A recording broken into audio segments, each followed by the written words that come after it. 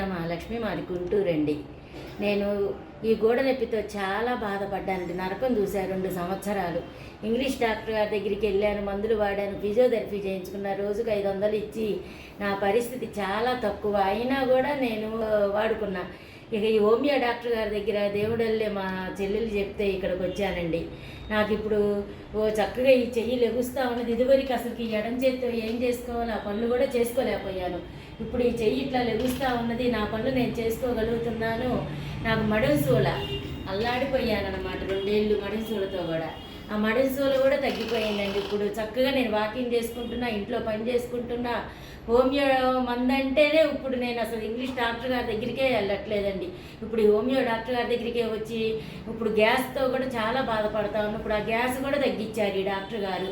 నా పాలిట దైవం అండి ఈ డాక్టర్ గారు.